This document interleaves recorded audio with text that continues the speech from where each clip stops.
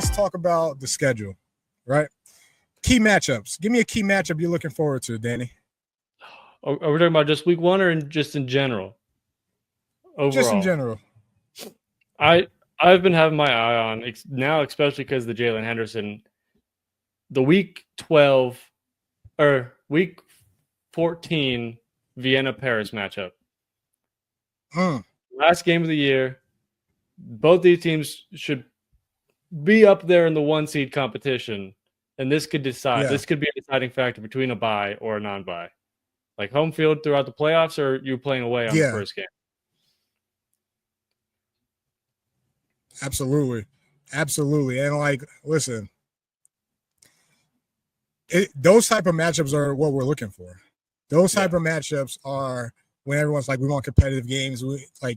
When there's more on the line, like that's what it's going to come down to. I totally agree with you there. I'm going with an early matchup, week 3. I'm going Vienna Ryan. Give me the ELF championship rematch. All right. Yeah. Let's see Chad Jeffries, Ben Holmes duel it out.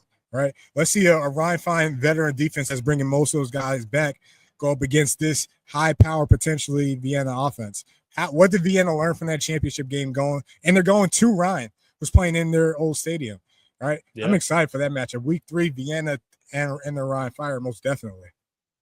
No, that should be a really good matchup. It'll be interesting to see it with a new offense. Like it'd be a real picture of a rematch if you did have Clark and Tunga still there, but bringing in Jeffries and who do they have as running back now? Do they have a running back yet? TBD. They have all homegrown running backs right now. Yeah. But TBD in terms of if they sign like a Euro or something like that.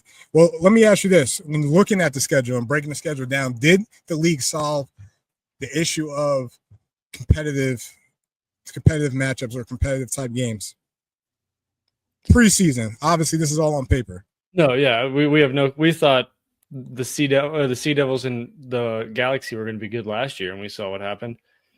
But no, I think they did, and it goes down to the players on the rosters itself. Like you could set it up really any way, and it'd be a very competitive league. Like the talent gap between the top team and the bottom teams, I think, have closed.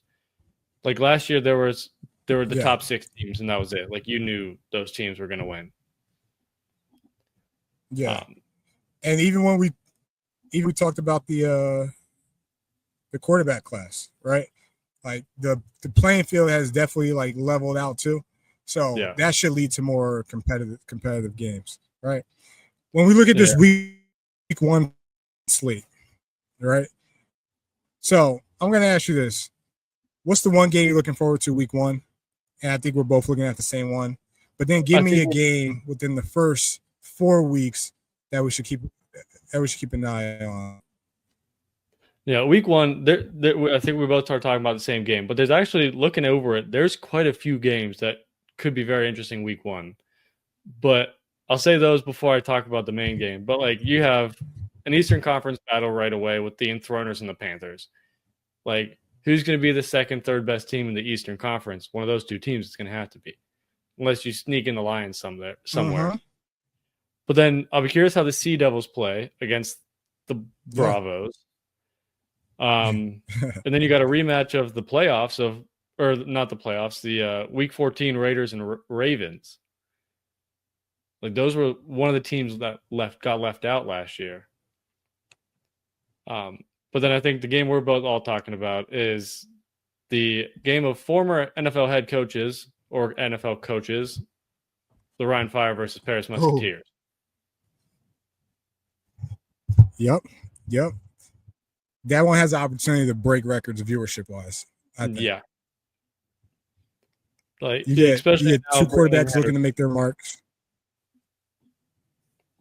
Especially with Henderson. Again, 2 quarterbacks looking to make their marks. You got 2 coaches that are going to have their teams ready. Del Rio versus Tom Sula. You know, I probably give the edge to the Fire right now just defensively. We'll still wait to see how Paris builds out their roster, right? But that's going to be fireworks. The only thing with Fire, if I'm looking at this ahead of time, is the way they build a defense. They usually like to go 2 A's at safety. Great, right? Yeah. there's no, and they'll play roughly a lot of zone. But I'm telling you right now, there's no corner on the Fire defense that can cover Austin Mitchell.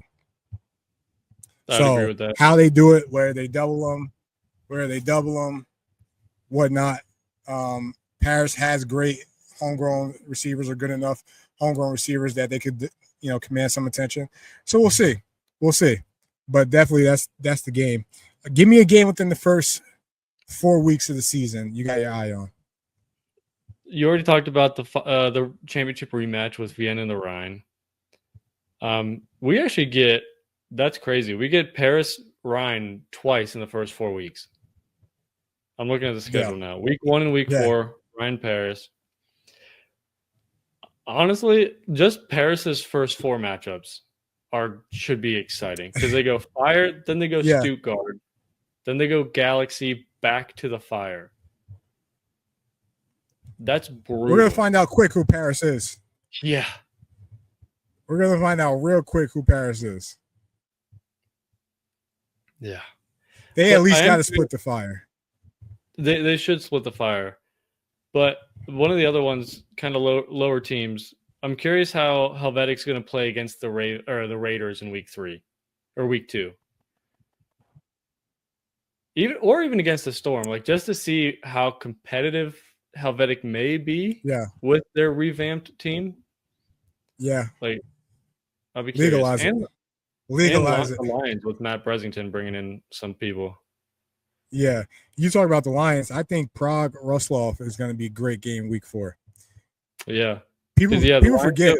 The Panthers. Okay. Yeah. Because people forget Prague's first season, even when they were dreadful, they almost beat the Panthers. Yeah. With the homegrown talent that they got. And this is going to be Prague's best team by far. It's not even close. Oh, 100%. The way they've upgraded their O-line, who they got at corners, the type of mentality and dogs they got. You think about Javarian Smith, somebody who's eager and hunger, especially how into the Hamburg. You got Willie Patterson. This is Prague's best team. If you're Prague, you should be excited. This is your best team. Oh, You should be excited regardless that you're still here, because even as a Helvetic fan, I'm happy Helvetic's still here. Prague, you should be happy you're still here based on how everything has panned out over a couple of years with obviously the Rams, Leipzig, Barcelona, Milan. So kudos to you guys. But Prague, Ruslov, week 4 is what I'm excited about, man. What I'm excited about. Well, we have it.